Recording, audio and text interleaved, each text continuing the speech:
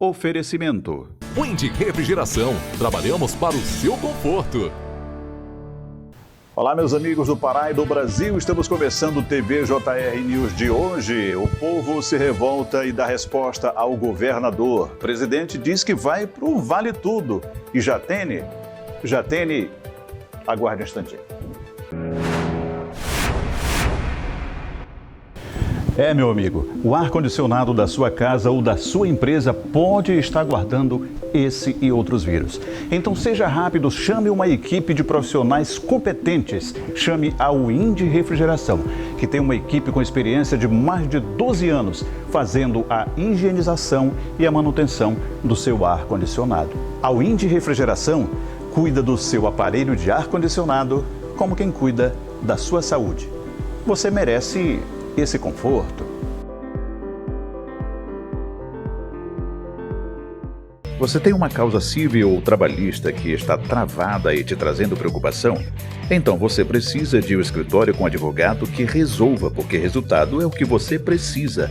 Escritório Dr. Jorge Gonçalves. Causas cíveis e trabalhistas. Simplicidade e eficiência. Há mais de 40 anos.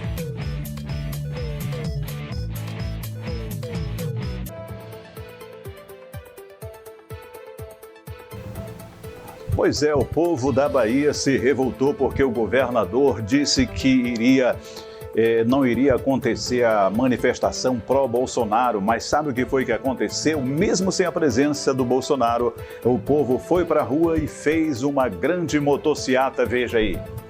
Os carros antigos e as carreatas, tudo no branco, bonito, tudo junto.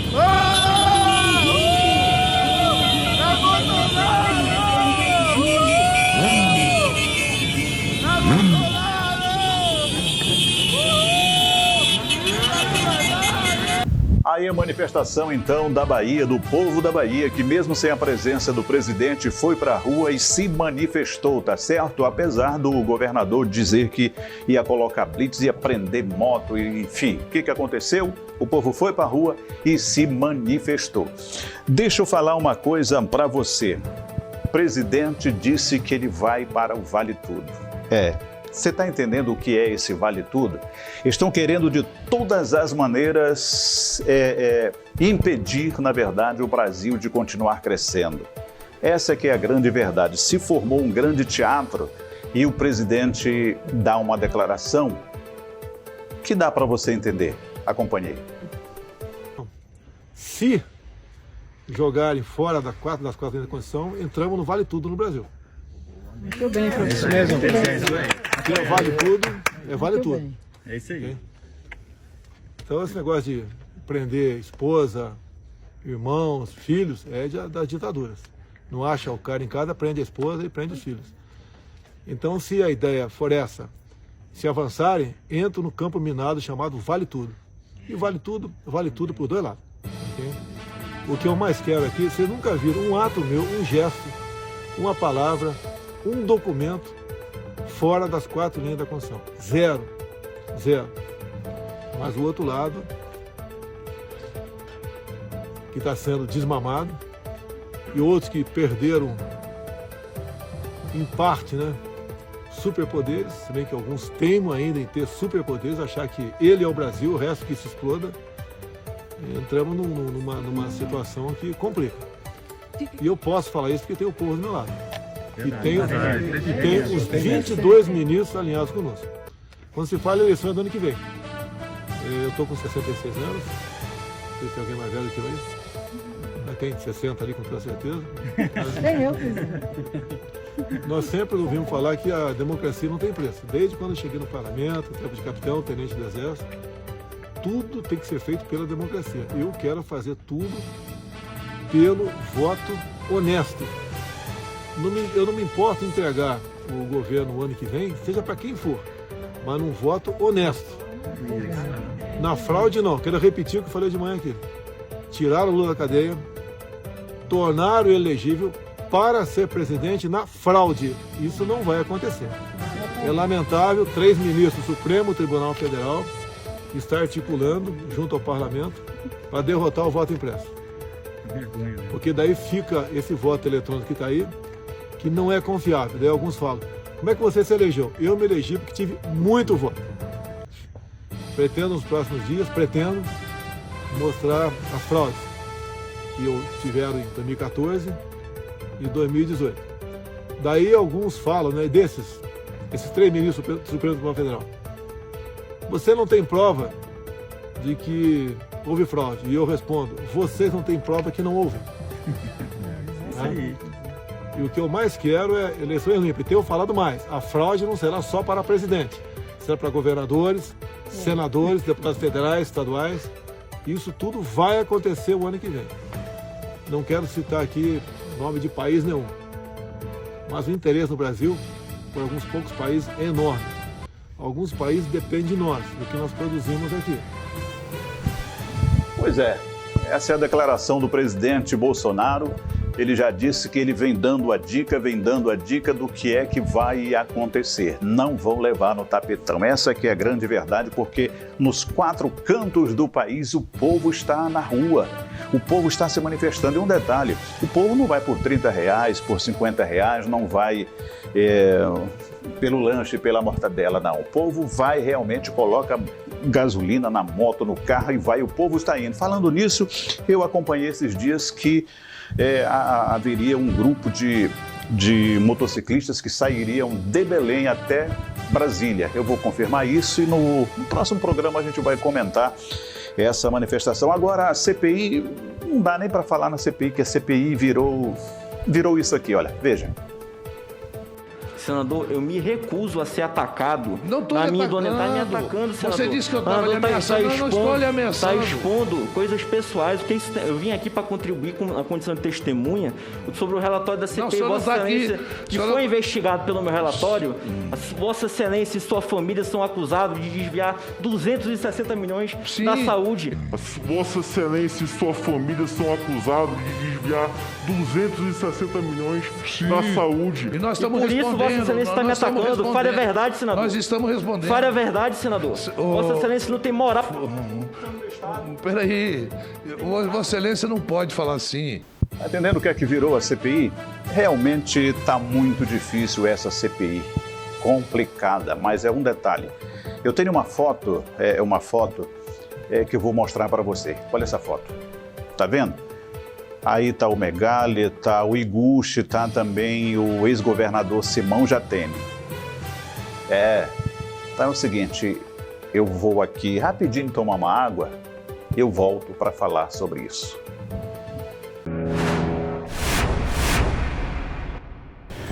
Meu amigo, o ar-condicionado da sua casa ou da sua empresa pode estar guardando esse e outros vírus.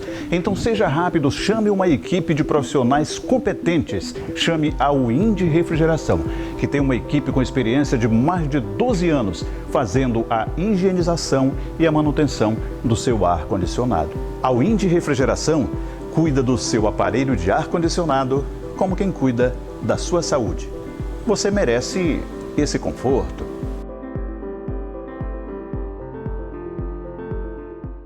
Pois é, essa foto pode sugerir alguma coisa de que realmente pode estar havendo umas conversas em torno de um grande movimento para resgatar o Pará e fazer o Pará continuar crescendo. Esta é a grande verdade. Nesses dias nós tivemos aí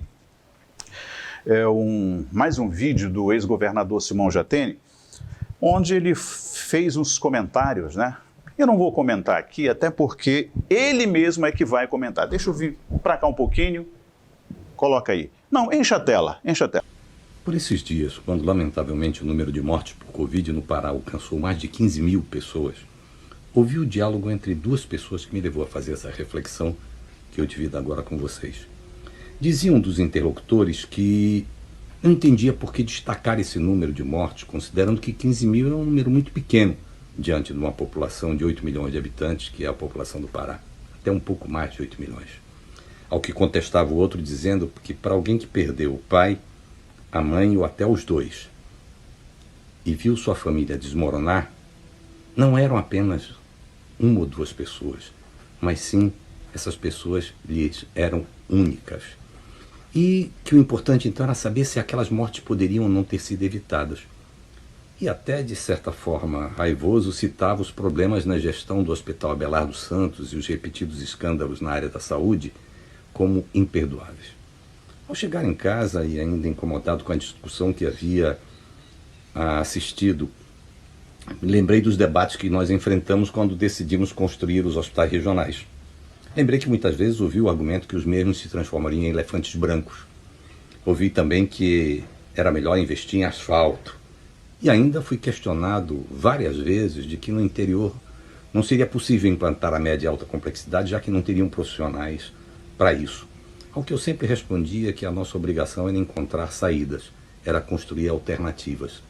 E daí nasceram os cursos de medicina em Santarém, em Marabá, e foi decidida a questão da contratação das organizações sociais. O importante é que os hospitais foram implantados. Milhares de leitos foram criados, salvando vidas. Assim, agradecendo a Deus e àqueles que por generosidade e confiança nos deram a oportunidade de juntar esforços e pessoas, porque ninguém faz nada sozinho, e implantar esses hospitais, eu resolvi ver como a doença estava impactando o vizinho estado do Maranhão. Por ter um perfil populacional e dificuldades semelhantes às do Pará, inclusive com a renda um pouco menor. E observei que enquanto no Maranhão a relação de mortes por 100 mil habitantes era de 120, no Pará, apesar de toda a propaganda e fanfarronice do governo do estado, alcançava 180. Ou seja, era bem maior. E aí me veio a pergunta, por quê? Certamente não foi por falta de dinheiro, já que as receitas do estado têm crescido e o governo federal diz permanentemente que está transferindo um grande volume de recursos para o estado. Do mesmo modo, não foram dificuldades políticas, já que poucas vezes se viu uma Assembleia Legislativa, com raras exceções, e é importante que se diga, tão silenciosa, complacente e até, me perdoem, mas vergonhosamente subserviente. Tampouco por dificuldade de comunicar, mobilizar e esclarecer a população, considerando a forma até assintose ditatorial que o governo vem controlando, inclusive, as mídias sociais, além da silenciosa explosão dos gastos em propaganda nos veículos do próprio governador. Assim, ainda que lamentável, é impossível deixar de constatar que se o desempenho do Pará tivesse sido pelo menos semelhante ao do Maranhão, ou talvez se o atual governo tivesse feito menos politicagem e trabalhado mais, ao invés de perseguir as pessoas, talvez não tivessem ocorrido tantos escândalos e, possivelmente, milhares de famílias paraenses não estariam chorando a perda dos seus entes queridos por causa da Covid. Amigas e amigos, imaginem se não existissem os hospitais regionais. Mas a nossa conversa deveria terminar aqui. Só que diante de algumas notinhas que têm sido publicadas em jornais, eu quero aproveitar esse momento para agradecer as incontáveis manifestações de carinho, apreço e solidariedade que eu tenho recebido de pessoas dos mais diversos grupos sociais e municípios que, desencantadas, tristes e até revoltadas com o crescimento da incoerência de determinados políticos, nos incentivam e provocam para voltar para a política. Ao que eu sempre tenho repetido, que quem constrói e transforma a sociedade é a própria sociedade com as suas escolhas. Nós somos os responsáveis. Não existe salvador da pátria. Existe sim uma força coletiva, uma força que vem do povo, que já mostrou ser invencível quando ela é mobilizada. Ela vence o dinheiro, o oportunismo, a falta de escrúpulos e caráter. Resta, pois, então, que as pessoas de bem, ao seu modo, da sua forma, segundo as suas possibilidades, se mobilizarem, se articularem para contribuir, para despertar e mobilizar essa força coletiva que é imbatível. Especificamente sobre algumas notas que, supostamente preocupadas com a verdade, dizem pretender esclarecer a sociedade sobre os meus interesses políticos e condição eleitoral, registro, antes de tudo, a minha estranheza sobre as mesmas e suas reais motivações. Todos sabem que política partidária nunca foi para mim uma profissão, nunca foi razão ou modo de vida. Eu sempre tive carteira assinada, sempre trabalhei, eu fui e sou servidor público. Por outro lado, eu jamais disse que seria candidato. E já mostrei que não tenho qualquer apego ao cargo e a poder. Basta lembrar que em 2006 eu poderia ter sido candidato à reeleição e não fui. E recentemente, no pleito passado, quando muitos apostavam que eu disputaria o Senado, eu também não fiz. Porque eu nunca temi ficar sem mandato. Eu nunca precisei do mandato para me proteger ou para ser respeitado. O que eu tenho dito e repetido é que, na verdade, a política só deixará de ser um espaço de enriquecimento ilícito e império de oportunistas e espertalhões quando as pessoas de bem se dispuserem a enfrentar a audácia dos canalhas, que querem sempre estar no governo, que querem sempre estar no poder. E para isso eu vou estar sempre disponível. E não interessa a minha condição eleitoral, a qual, francamente, não me preocupa, mas parece estar tirando o sono de certos amigos, serviçais do atual governo e adversários. Amigas e amigos, muito obrigado. Obrigado pelo respeito, obrigado pelo carinho. O Pará precisa que nos unamos. Um grande abraço. Muito bem, então você entendeu aí, o próprio ex-governador Simão Geteni fala da dica de que realmente ele está aí à disposição. Falou de totalmente desprendido de paixão política e tal, mas de servir o estado do Pará. E eu acho que esse é um momento que se discute o Brasil e se discute o Pará também. Então nós teremos realmente, né, pelo que a gente pôde entender aí do ex-governador Geteni, de que ele virá candidato, sim, ao governo do estado. Então nós vamos ter aí realmente eu diria que uma bela disputa, não é verdade? O Geteni todo mundo conhece, reconstruiu o estado do Pará, desde Almir Gabriel, né? Mas a história agora é um outro momento. E nós teremos ainda, tem Iguchi, será que o Iguchi vem como governador, como senador? Será que Geteni vem como candidato do Bolsonaro? Como é que vai funcionar tudo isso? Nós vamos descobrir breve, tá certo? Aí senador, nós temos aí o Flecha Ribeiro, o senador Flecha Ribeiro, que vem também candidato. Então, nós temos realmente esse momento de uma grande expectativa, se vive uma grande expectativa para saber como é que as coisas vão se acomodar, vão se comportar, né?